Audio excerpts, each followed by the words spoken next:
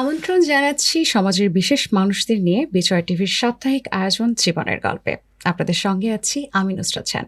প্রত্যেক পর্বে আমাদের সাথে যুক্ত হন সমাজের বিশেষ গুণীজন, বিশেষ ব্যক্তিবর্গ, রাজনীতিবিদ এবং এমন মানুষ যাদেরকে দেখে আমরা অনুপ্রাণিত হই, উৎসাহ বোধ করি। আজকের পর্বেও তার অন্যথা হয়নি। আজকের পর্বে আমরা এমন একজনকে পেয়েছি যিনি 2024-এ ফ্যাসিবাদ বিরোধী আন্দোলনে অন্যতম ভূমিকা পালন করেছেন। বৈষম্য বিরোধী ছাত্র আন্দোলনের সাবেক সমন্বয়ক এবং বর্তমানে তিনি আছেন এনসিপিতে সিনিয়র যুগ্ম মুখ্য সমন্বয়ক হিসেবে। আমরা পেয়েছি আজকে আমাদের স্টুডিওতে আব্দুল হান্নান মাসুদকে। স্বাগত। আসসালামু আলাইকুম। আসসালামু আলাইকুম। কেমন আছেন? আছি আলহামদুলিল্লাহ ভালো। আপনি কেমন আছেন? অনেক বেশি ভালো আছি। এবং মাসুদ ভাই, আজকে আপনাকে পেয়েছি, আপনার জীবনের গল্পগুলো আমাদের দর্শক শ্রোতাদের সামনে তুলে ধরতে পারবো, এটা ভেবে আরো বেশি ভালো লাগছে। একদম শুরুর গল্প থেকে আসি। পরিবারে কে কে আছেন? আমাদের পরিবারে আমরা ভাই বোন 7 জন, বাবা মা, আর আমাদের 4 বোনের বিয়ের পরে এখন আমরা 3 ভাই, ভাবি, এক ভাবি, আমার ওয়াইফ, বাবা মা। সবাই কি একসাথেই থাকা হয়? হ্যাঁ, একসাথেই থাকা হয়। একেবারে যৌথ পরিবারগুলো যেরকম হয়? জি, আমরা একেবারে আমার দাদু সহ সবাই একসাথেই ছিল। পরবর্তীতে দাদুর মৃত্যুর পরও এখন আমরা সবাই আছে, শুধু বোনেরা তাদের শ্বশুর বাড়িতে, তারাও প্রত্যেকেই আবার যৌথ পরিবার। আচ্ছা, নোয়াখালীর একটি দ্বীপ হাতিয়া, এই এত দূর থেকে কিভাবে স্বপ্ন দেখলেন যে আমি ঢাকা ইউনিভার্সিটির মতো একটি প্রতিষ্ঠানে পড়াশোনা করব? দেখেন যে দ্বীপ হাতিয়াকে আমরা বর্তমানে যেমন দেখি, দ্বীপ হাতিয়া এমন ছিল না। আর বৃহত্তর নোয়াখালী অঞ্চল, নোয়াখালী, লক্ষ্মীপুর, ফেনী, এই অঞ্চলের মধ্যে সর্বপ্রথম ইলেকট্রিসিটি মেবি 1958 কি 68 এই সময়ে সর্বপ্রথম ইলেকট্রিসিটি হাতিয়াতে গিয়েছিল। সেখানকার হাতিয়া শহর জামা মসজিদ বাংলাদেশের বিখ্যাত অন্যতম একটা প্রত্নতাত্ত্বিক নিদর্শন ছিল। সেই মসজিদ আমরা 20 টাকার নোটে দেখতাম ছোটোবেলায়। পরবর্তীতে আমাদের রাজনৈতিক নেতৃত্বের ভুলে, সামাজিক নেতৃত্বের ভুলে হাতিয়া দিন দিন পিছিয়ে গিয়েছে। নদী ভাঙ্গনের কারণে আমাদের সেই ঐতিহ্যগুলো হারিয়ে গিয়েছে এবং আমাদের হাতিয়া থেকে অনেক গুণী মানুষজন বাংলাদেশের বিভিন্ন জায়গায় গিয়েছেন। আমিরুল ইসলাম কালাম সাহেব, উনি বাংলাদেশের প্রখ্যাত সংসদ সদস্য ছিলেন, মন্ত্রী ছিলেন এবং তার পরবর্তীতে শিক্ষা প্রতিষ্ঠায় বাংলাদেশের বিখ্যাত অনেকগুলো শিক্ষা প্রতিষ্ঠানও হাতিয়াই ছিল। আমাদের হাতিয়ার যে শিক্ষা প্রতিষ্ঠান থেকে পড়াশোনা করে আজকের মুফতি আহমদুল্লাহ, উনি হাতিয়া থেকে পড়াশোনা করেছেন। অনেক আশপাশের জেলাগুলো থেকেও হাতিয়ার শিক্ষা প্রতিষ্ঠানে পড়ার জন্য বিভিন্ন মানুষজন যেত। আজ থেকে 50 বছর আগে যেই মানে শিক্ষা খাতে অগ্রসর ছিল হাতিয়া, অর্থনৈতিক ক্ষেত্রে বলেন, প্রত্যেকটা ক্ষেত্রে হাতিয়া অগ্রসর ছিল। কিন্তু লাস্ট 40 বছর ধরে মেজর জিয়ার মৃত্যুর পরে এরশাদের সময় থেকে শুরু করে হাতিয়ার দিন দিন অবনতি হয়েছে, রাজনৈতিক সংঘাত বেড়েছে, সেই সকল জায়গায় সন্ত্রাস বেড়েছে এবং এগুলা রাজনৈতিক নেতাদের, যে দলীয় ক্ষমতায় ছিল তাদের পৃষ্ঠপোষকতা এগুলা বেড়েছে। যার কারণে আজকে এসে আপনি আমাকে কোশ্চেন করতে পারেন যে হাতিয়া থেকে কিভাবে আপনার স্বপ্ন হলো যে ঢাকা বিশ্ববিদ্যালয়ে পড়বেন। তো বাংলাদেশের শিক্ষা খাতে সবচেয়ে বড় প্রতিষ্ঠান ঢাকা বিশ্ববিদ্যালয়। এটা নাম শোনার পরেই, যখন নাম শুনেছি তখন থেকেই স্বপ্ন যে এখানে আমি পড়তে হবে। সেই ক্লাস 3 থেকেই এই স্বপ্ন লালন করতাম। যখন আমার এক বন্ধুর 2 ভাই একসাথে ঢাকা বিশ্ববিদ্যালয়ে চান্স পেয়েছে, এই আমাদের যে স্বপ্ন দেখা শুরু, সেই স্বপ্নটাই বাস্তবায়ন হয়েছে। আরো একটু মনে সাহস পেলাম যে না, আমাদের দ্বারা সম্ভব। বিশ্ববিদ্যালয়ের শুরুতেই কি কখনো চিন্তা ছিল যে আমি রাজনীতিবিদ হব? এরকম কোনো পরিকল্পনা কি আগে থেকেই ছিল? বিশ্ববিদ্যালয়ের শুরুতে না, আমাদের ফ্যামিলি বিভিন্নভাবেই রাজনৈতিক জড়িত ছিলেন। আমার নানা 1970-তে জনপ্রতিনিধি ছিলেন। পরবর্তীতে আমার বাবা শিক্ষকতা করেছেন। পারিবারিকভাবেই আমাদের রাজনীতি সচেতনতা ছিল, রাজনীতির সাথে কেউ সম্পৃক্ত না থাকলেও। গণতান্ত্রিক ছাত্র শক্তির মাধ্যমে আপনি রাজনীতিতে প্রবেশ করেন, এটা কি শুধুমাত্র 24-এর ওই গণ অভ্যুত্থানের সময়তে দেখেই, নাকি আগে থেকে একটা ছিল যে প্ল্যানই ছিল যে আমি রাজনীতিতে গণতান্ত্রিক ছাত্র শক্তির মাধ্যমে প্রবেশ করছি? এটা ভুল। আমার ছাত্র রাজনীতি শুরু হয়েছিল ছাত্র শিবিরের মাধ্যমে। ক্লাস 6-এ থাকতে, বুঝে হোক না বুঝে হোক, ছাত্র শিবিরে যুক্ত ছিলাম। তাদের অনেক কিছুই ভালো লাগতো এবং মাদ্রাসার স্টুডেন্ট হিসেবে তাদের যে নামাজ পড়া, বিভিন্ন ব্যাপারে সততা, আদর্শ, এগুলা অনেক ভালো লাগতো। সবচেয়ে বেশি ভালো লাগতো নিজের পকেটের টাকা খরচ করে রাজনীতি করা। এটা সবচেয়ে ভালো লাগতো যে নিজেরা দিয়ে খরচ করি। যেহেতু আমরা রাজনীতি করা বলতে দেখতাম যে সব খারাপ পোলাপাইন রাজনীতি করে, ছাত্র দল, ছাত্রলীগ, এরকম। তো একটা পর্যায়ে ক্লাস 8-9 এসে আমি প্রচুর ওই যে বললাম প্রচুর পড়তাম, এর পাশাপাশি বিভিন্ন বই পড়তাম। আমার কাছে একটা মতপার্থক্য শুরু হয় শিবিরের সাথে, তৎকালীন সেখানকার নেতৃবৃন্দের সাথে। হচ্ছে এইভাবে তো ছাত্র রাজনীতি হতে পারে না, হয় এটাকে আপনারা ধর্মীয় ইয়ে করেন যে আমরা নামাজ কালাম পড়বো, ইয়ে করবো, বা রাজনীতি বললে রাজনীতির স্টাইলে করতে হবে। সমাজের একটা বড় জনগোষ্ঠীকে বাদ দিয়ে আপনি এই ধারায় রাজনীতি করতে পারবেন না, যেটা আমি তখন ভাবতাম সেটা তারা এবার ডাকসু নির্বাচন ক্ষেত্রে প্রয়োগ করেছে। আচ্ছা, হচ্ছে একজন নন হিজাবিকে প্রার্থী করা, একেবারে একজন হিন্দুকে প্রার্থী করা, নেতৃত্ব মানা। কিন্তু তখন তো একটা ইস্যু ছিল যে হচ্ছে একজন বিধর্মী কেন নেতা হবে, নারী কেন নেত্রী হবে, এই সে আমাদের দলে আসতেই পারবে না, এগুলা নিয়ে মূলত বিষয়। তো সবাই আসতে পারবে, যার যোগ্যতা আছে আসতে পারবে, প্রতিনিধি হতে পারবে, আপনি জায়গা করে দিতে হবে, তাহলে রাজনীতি করা যায়। এই যে এইবার তারা আবার জামাতা প্রার্থী করার ক্ষেত্রে উদারতা দেখিয়েছে, হিন্দু থেকে প্রার্থী করছে, অন্য রাজনৈতিক দল থেকে সরাসরি আসছে, সৎ মানুষ তাকে প্রার্থী করে দিয়েছে। এই জায়গাগুলোর মাধ্যমে একটা পরিবর্তন আসছে। তবে এই ইস্যুগুলো আমি সেই ক্লাস 8-9 থেকেই সমালোচনা করি। ঢাকা বিশ্ববিদ্যালয় ক্যাম্পাসে আসার পরে মানে লেজুর থেকে আমার কাছে সবসময় ছাত্র রাজনীতির ব্যাপারটা এইভাবে দাঁড়াই। আমি একটা মাথায় মাইন্ডসেট আমার এমনভাবে তৈরি হয়েছে যে হচ্ছে যখন ছাত্ররা জিম্মি হয়ে যায় তখন এই দেশকে যে কেউ জিম্মি করতে পারে। 90 পরবর্তী সময়টাতে তারপরে আর কোনো ছাত্র সংসদ নির্বাচন হচ্ছে না, কারণ হচ্ছে ছাত্র দলের প্রধান কে হবে, ছাত্রলীগের প্রধান কে হবে, এটা ঠিক করে দিচ্ছে হচ্ছে মেইন রাজনৈতিক দলের নেতা, মানে কেন্দ্রীয় কমিটি থেকে সিদ্ধান্ত হচ্ছে। ছাত্রদেরকে সবসময় এই বড় রাজনৈতিক দলগুলা লাঠিয়াল হিসেবে ব্যবহার করে। সুতরাং ছাত্ররা তো লাঠিয়াল হওয়ার জন্য আসে না, ছাত্ররা নিয়ন্ত্রণ করবে, ছাত্ররা রাজনীতির ভারসাম্য তৈরি করে দিবে। আমি সবসময় এটা ভাবতাম। আমরা একটা লেজুর ভিত্তিহীন ছাত্র রাজনীতির স্বপ্ন দেখছি। সেই জায়গা থেকে তখন ছাত্র অধিকার পরিষদ একইভাবে প্রতিষ্ঠিত হয়েছিল যে হচ্ছে ছাত্র অধিকার পরিষদে একটা লেজুর ভিত্তিহীন থাকবে, ছাত্ররা একসাথে নিজেরাই নিজেদের নেতৃত্ব ঠিক করবে, এই ক্ষেত্রে মূল সংগঠন কোনো ধরনের হস্তক্ষেপ করবে না গণ অধিকার পরিষদ। কিন্তু একটা সময় এসে দেখলাম যে গণ অধিকার পরিষদ মূল সংগঠন ছাত্র অধিকার পরিষদে হস্তক্ষেপ করলো। তারা একই সাথে আমাদের তৎকালীন ছাত্র অধিকার পরিষদের আহ্বায়ক সদস্য সচিবকে, একই সাথে ছাত্র অধিকার পরিষদের আহ্বায়ক সদস্য সচিব, একই সাথে হচ্ছে আপনার গণ অধিকার পরিষদের মেইন রাজনৈতিক দলের নির্বাহী কমিটির সদস্য করছে। তো এটা প্রতিবাদ জানাই, এটা সমাধান না পেয়ে আমরা সবাই লেজুর ভিত্তি রাজনীতি করব না বলে আমরা ঢাকা বিশ্ববিদ্যালয়ের মনে হয় 26 জনের কমিটি ছিল, সবাই একযোগে পদত্যাগ করি, একজনও ছিলাম। তো সেই লোকগুলো এবং হচ্ছে কিছু সার্কেল, আপনার স্টাডি সার্কেল মিলে আমরা নতুন একটা ছাত্র রাজনীতি শুরু করি, সেটা হচ্ছে গণতান্ত্রিক ছাত্র শক্তি। এটা নাম দিয়ে এটা কি জুলাই গণঅভ্যুত্থানের আগের গল্প? হ্যাঁ, জুলাই গণঅভ্যুত্থানের আগের গল্প। 2023 সালের মনে হচ্ছে এটা 7ই অক্টোবর কি হচ্ছে 5ই অক্টোবর মেবি, আচ্ছা অক্টোবর এরকম কিছু হবে, বা হচ্ছে তার আগে, আমার তারিখটা একেবারে মনে নেই। তো আমরা ছাত্র শক্তি গঠন করে আমাদের মূল থিম ছিল হচ্ছে বাংলাদেশকে মুক্ত করা, বাংলাদেশকে ফ্যাসিবাদী শাসন থেকে মুক্ত করা। আমরা একটা টার্গেট নিয়েছিলাম যে শিক্ষার্থীদের সচেতন করব, প্রত্যেকটা শিক্ষা প্রতিষ্ঠানে আমাদের 150 করে শিক্ষার্থী থাকবে যারা মূলত হচ্ছে লড়াই করবে লেজুর ভিত্তিহীন ছাত্র রাজনীতি প্রতিষ্ঠার জন্য, ছাত্র সংসদ আদায়ের জন্য। এবং 10-15 বছরের মাথায় আমরা বাংলাদেশে একটা গণবিপ্লব ঘটাবো, সেই বিপ্লবের মধ্য দিয়ে ফ্যাসিবাদী শাসন পতন ঘটবে, নতুন একটা গণতান্ত্রিক আধিপত্যবাদ বিরোধী, আগ্রাসন বিরোধী বাংলাদেশ প্রতিষ্ঠিত করব, যেখানে বাংলাদেশের মানুষ মাথা উঁচু করে দাঁড়াতে পারবে। দায় ও দরদের রাজনীতি প্রতিষ্ঠা করা এবং ছাত্র জনতার মেলবন্ধন তৈরি করা, এগুলা নিয়েই মূলত হচ্ছে আমাদের এই প্ল্যানগুলো নিয়েই গণতান্ত্রিক ছাত্র শক্তি আমরা গড়ে তুলি। যদিও 15 বছর লাগে নাই, আমাদের গণবিপ্লবটা ইমেচিউর গণবিপ্লব হয়েছে। 15 বছরের যদি আমরা আমাদের প্ল্যান অনুযায়ী আমরা করতে পারতাম তাহলে হয়তো ম্যাসিউর গণবিপ্লব হইতো, গণ অভ্যুত্থান হতো, কিন্তু সেটা হয়ে ওঠে নাই। বাস্তবতা হচ্ছে মানুষ পরিবর্তন চাচ্ছিল ভিতর থেকেই। সেই পরিবর্তনের নেতৃত্ব হিসেবে মানুষ আসলেই এই ছাত্র নেতাদের, যারা লেজুর ভিত্তিহীন ছাত্র রাজনীতি করছে, তাদেরকে বাছাই করে নিয়েছে।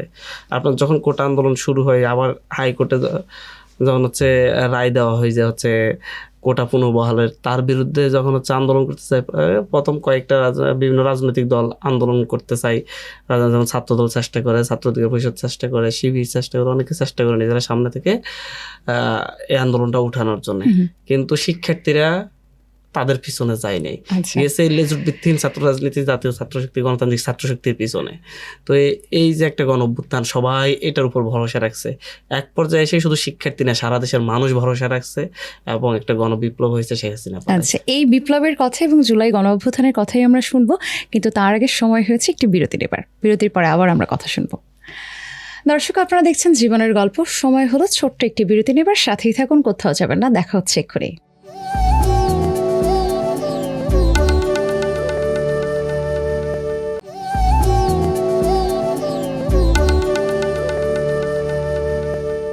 দর্শক, বিরতি পরে আরও একবার স্বাগত জানাই বিজয় টিভির সাপ্তাহিক আয়োজন জীবনের গল্পে। সঙ্গে আছে নুসরাত জাহান এবং আজ আমরা স্টুডিওতে একজন বিশেষ মানুষকে আমাদের অতিথি হিসেবে পেয়েছি। আমাদের সঙ্গে আছেন আব্দুল হান্নান মাসুদ, সিনিয়র যুগ্ম মুখ্য সমন্বয়ক এনসিপি।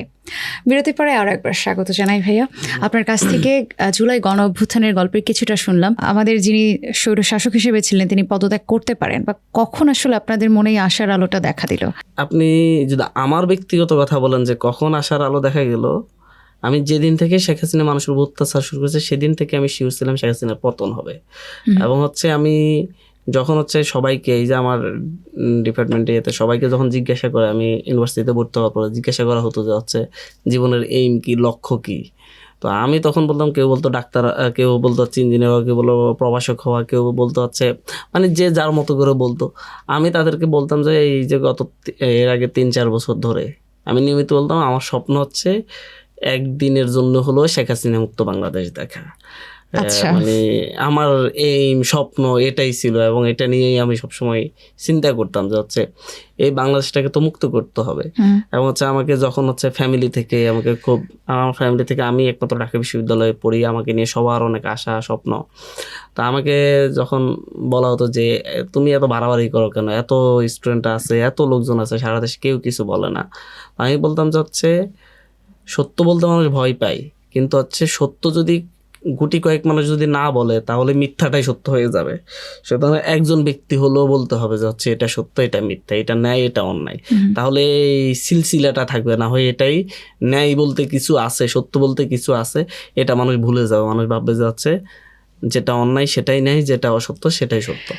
তো এভাবেই মূলত তো আশার আলোর কথা যেটা বলেন, যখন আন্দোলন নিজে এই পর্যায়ে চলে গেছে, সরকার যখন দমন পীড়ন শুরু করছে 17 তারিখে 18 তারিখে, যখন এত মানুষকে হত্যা করছে, তখনই আমার ছিল যে বাংলাদেশ এই পর্যায় থেকে আর ব্যাকে যাওয়ার সুযোগ নেই। আমাদের অনেকেই বলতো ক্যাম্পাসেরা আন্দোলন ক্যাম্পাসে ফিরে আনো, ইয়েতে ফিরে আনো। আমি সবসময় অপোজ করতাম, আন্দোলন ক্যাম্পাস থেকে বের হয়ে গেছে, সারা দেশে ছড়াই গেছে, এটাকে ফিরে আনা যাবে না। এটাকে ফিরে আনলে পুরো দেশ শেষ হয়ে যাবে এবং ভারতের হাতে বাংলাদেশকে আবার তুলে দেওয়া।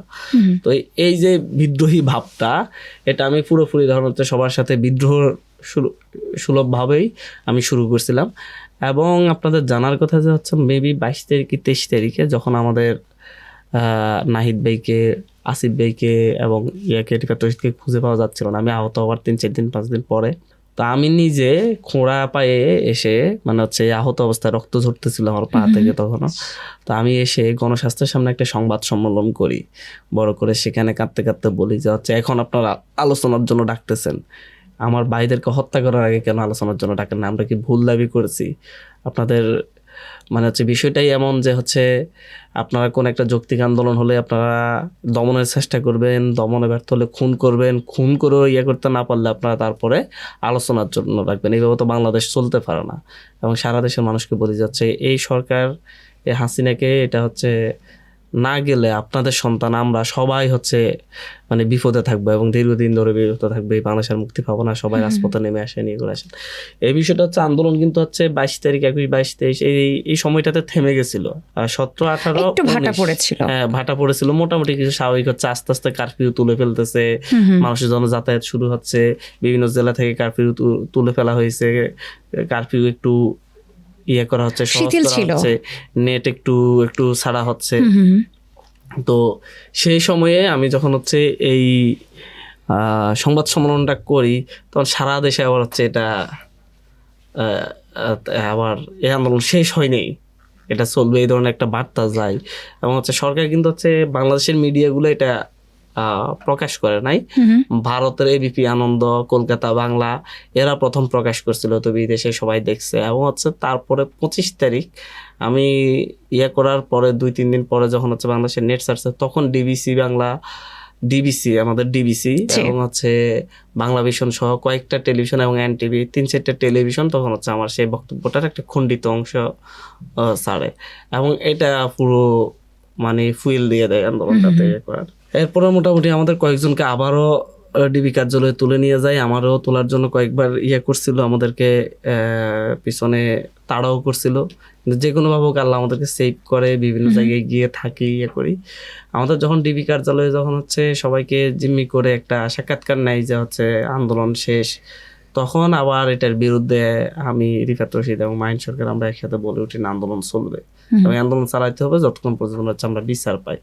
মানে আমাদের দাবি তখন হচ্ছে এমন ভাবে তুলে ধরা যে হচ্ছে সে হত্যার দায় স্বীকার করে শেখ হাসিনাকে মাপ করতে হবে, ক্ষমা চাইতে হবে।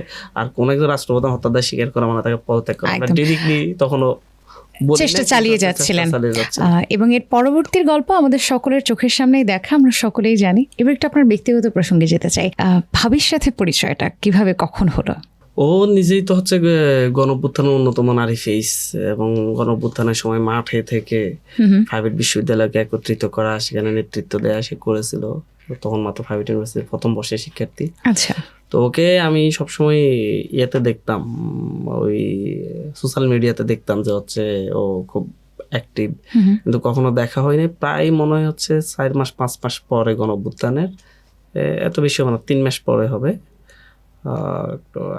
আগস্ট সেপ্টেম্বর এরকম জুলাই। এই ধানমন্ডিতে একটা রেস্টুরেন্টে বসে কথা বলতেছিলাম, হঠাৎ করে একটা মেয়ে এসে যে হচ্ছে ভাই আমি জেদনি আন্দোলনে সহসমন্বয়ক ছিলাম, এর সময় প্রাইভেট ইউনিভার্সিটির পরিচয় হলো। তো এখানে একটা আরো মজার বিষয় আছে যে ওকে আবার হচ্ছে বিভিন্ন জন বিভিন্ন ধরনের গালিগালাজ করতো, করতো, উল্টাপাল্টা কথা বলতো। তো খুবই নরম স্বভাবের। তো সেদিন দেখা করে যাওয়ার পরে সে আমাকে ফোন দিল, ভাইয়া কালকে আপনার সাথে দেখা করতে চাই একটু। তো আমি বললাম আসো। আসার পরে সে একটা ডায়েরিতে লিখে আসছে কে তাকে কি কি বলে গালি দিয়েছে, আমাদের পরিচিত কি কি বলে, মানে বকাঝকা করছে, মানে পুরো একটা ডায়েরিতে সব গালি বকা উল্টাপাল্টা কথা সব নোট করে নিয়ে আসছে, আক্ষেপগুলো লিপিবদ্ধ করেছে, লিখে নিয়ে চলে আসছে। তো আমি দেখেও আমাকে খুব সিরিয়াসলি এটা বিচার দিল, ভাই দেখেন এরা আমাদের নিয়ে এরকম এরকম কথা বলতেছে, করতেছে। তাহলে আমি দেখি, হেসে দিয়ে বললাম দেখি আমি একটা ছবি তুলে নিতে, এটা কেমন। আচ্ছা। তো এটা পরবর্তী জানি এটা ওর খুব মনে দাগ কাটছে যে হচ্ছে মানে ও সিরিয়াস একটা বিষয়কে আমি খুব সহজে করে দিচ্ছি, মানে এইসব কানা তোলা যাবে না, এগুলা কানা তোলার কি আছে, আবার নোট করে নিয়ে আসে, মানে আপনি পাত্তা দিলেন না বা তোয়াক্কা করলেন না। এরপরে মাঝে মধ্যেই এর ক্ষেত্রে দেখা হতো, সাক্ষাৎ হতো, কথা হতো, হতে হতেই এখানে মানে হচ্ছে ন্যাচারালি আমাদের মধ্যে একটা, মানে সেই কথাটা কি আর অন্য 5-10 জনের সাথে যেভাবে সাধারণ কথা হতো সেটাই, নাকি কথা বলার সময় একটু ভালোও লাগতো, কোনটা? অবশ্যই ভালো লাগতো বলেই তো কথা বলা হয়, সবার সাথে তো কথা বলা হয় না, এবং মেয়েদের সাথে আমার কথা বলার ক্ষেত্রে একটু, সেটা আপনার সাথে কথা বলে আমি বুঝতে পারছি, ওর সাথে কথা হতো, কথা হতে হতেই আর কি, এগুলা কোনো মানে ফর্মাল কিছু ছিল না, সবসময় ইনফর্মালি কথা হতে হতে একটা মেয়ের যে ভালো লাগা, তো আমরা একসাথে সংসার করতে পারি, বিয়ে করতে পারি। সেই পরিণয়টা কখন এলো? আচ্ছা, এটা আমাদের ফ্যামিলির মধ্যে একটা ডিফারেন্স আছে, কারণ হচ্ছে ও একটু মডার্ন, আমাদের ফ্যামিলি রক্ষণশীল, আমিও একটু মধ্যমপন্থী, একেবারে রক্ষণশীল না, বাট ধর্মীয় আবেগকে সবচাইতে গুরুত্ব দিই, এটার প্রতি আমারও আবেগ আছে। তারপরে এই সবকিছু মিলিয়ে এটাও আমাদের একটু সমন্বয় করতে পাই, মানে সমন্বয়কদেরকেও সমন্বয় করতে হয় অনেক কিছু। সেই ক্ষেত্রে ফ্যামিলির সাথে ফ্যামিলি আলাপ আলোচনার মাধ্যমে পারিবারিকভাবে মূলত শেষমেশ আমাদের বিয়েটা হয় আর কি। আচ্ছা। তো পরবর্তীতে পরিবার দুটো আগে আনে। আচ্ছা, কেমন চলছে এখন বর্তমানে বৈবাহিক জীবন? Half arrange half love marriage, মানে কিছুটা লাভ ম্যারেজ কিছুটা হাফ ম্যারেজ, 50-50। এখন সংসার জীবন কেমন চলছে?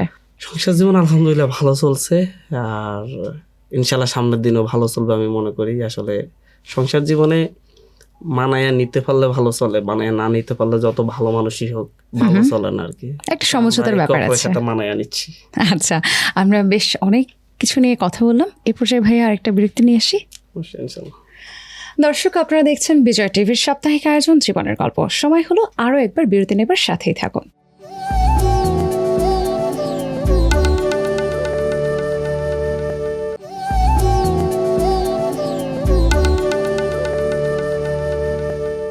দর্শক, বিরতি পরে আবারও স্বাগত জানাই বিজয় টিভির নিয়মিত সাপ্তাহিক আয়োজন জীবনের গল্পে। আপনাদের সঙ্গে আছি আমি নুসরাত জাহান, এবং এই পর্বে আমাদের সাথে বিশেষ একজন ব্যক্তি আছেন।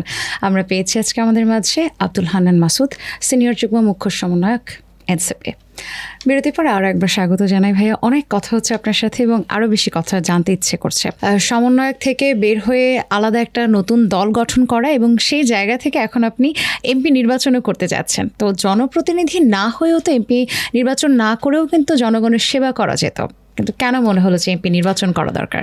দেখেন, আমরা আমাদের যে এক দফা ঘোষণা দিয়েছিলাম শেখ হাসিনা পতন পর, আমরা বলছি আমরা একটা নতুন রাজনৈতিক ব্যবস্থা গড়ে তুলবো, আগের ফ্যাসিবাদী কাঠামো ভেঙে দিব, নতুন বাংলাদেশ বিনির্মাণ করব। তো হচ্ছে এই প্রত্যেকটা জিনিস করতে হলে আপনার রাজনীতিতে আসতে হবে। রাজনীতি ছাড়া আপনি বাইরে থেকে সিভিল সোসাইটির মতো শুধু কথা বলে বলে কিছু করতে পারবেন না।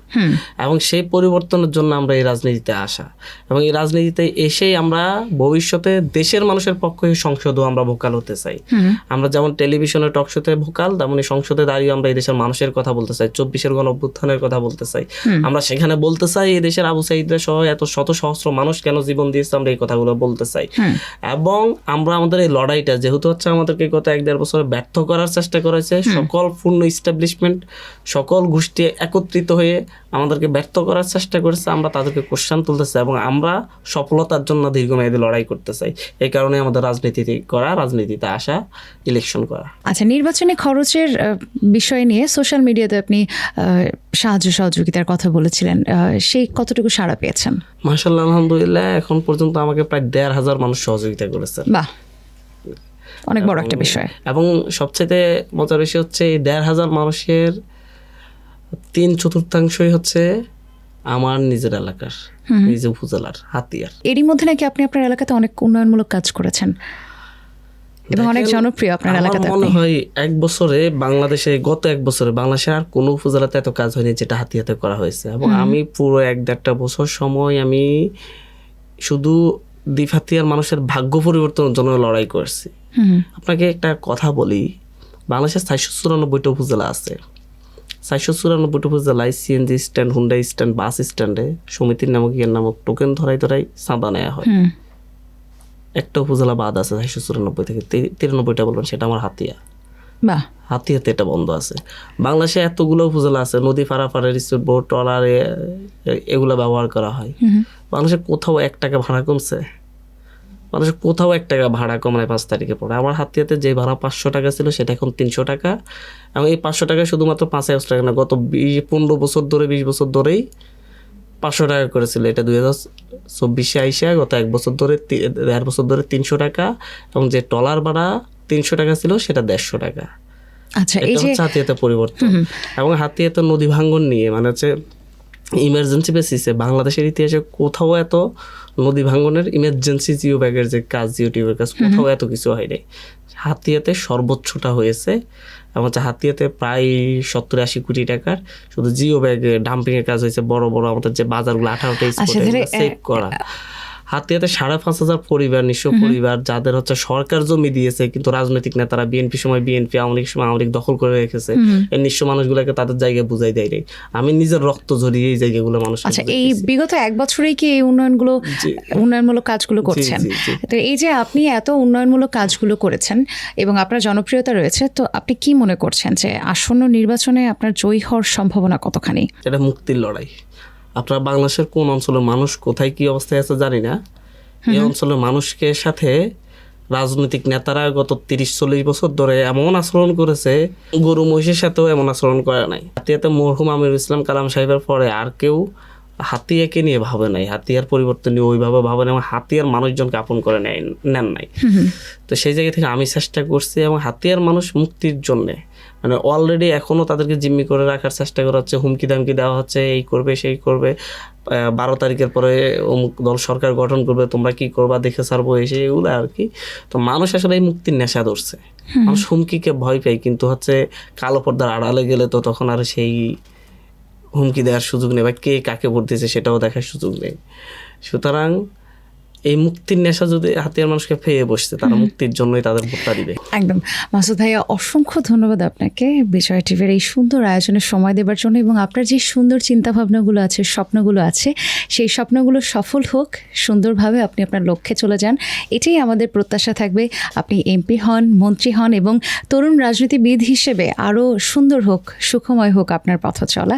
আপনি হাতিয়ার মানুষের সবসময় পাশে থাকবেন, হাতিয়ার মানুষের হবেন এবং বাংলাদেশের প্রত্যেকটি মানুষের নেতা হয়ে উঠবেন এই আশাই করি। হাতিয়ার মানুষ যারা আছে তাদের উদ্দেশ্যে কি বলতে চান? তাদের উদ্দেশ্যে বলবো যে হচ্ছে আমি 1-1.5 বছর আগে যে লড়াইটা শুরু করেছি হাতিয়ার মানুষকে সেভ করার জন্য, বাঁচানোর জন্যে, হাতিয়াকে পরিবর্তনের জন্যে, এই লড়াইটাতে আপনারা সবাই আমাদের সঙ্গী হন, একসাথে আসেন, লড়াইটা একসাথে করি, একসাথে পরিবর্তনের স্বপ্ন দেখি। ধন্যবাদ। প্রিয় দর্শক, এতক্ষণ আমরা শুনছিলাম একদমই তরুণ একজন রাজনীতিবিদের গল্প, তার জীবনে নানান রকম গল্প, উত্থান পতন, কীভাবে শুরু হলো মূলধারার রাজনীতি এবং রাজনীতির এই পথটা যে সবসময় সুখময় হয় না, নানান রকম টানাপোড়েন থাকে, নানান রকম সমস্যা থাকে, কিন্তু সেই সমস্যাগুলো উতরিয়েও আমরা সামনের দিকে এগিয়ে কিভাবে যাই এবং সেই ব্যক্তিগুলো কী করে জনগণের পাশে থাকার ব্রত গ্রহণ করেন সেই গল্প আমরা শুনলাম। আবারও দেখা হবে আপনাদের সাথে, থাকুন বিজয় টিভির সঙ্গে এবং জীবনের গল্পের সাথে। আসসালামু আলাইকুম।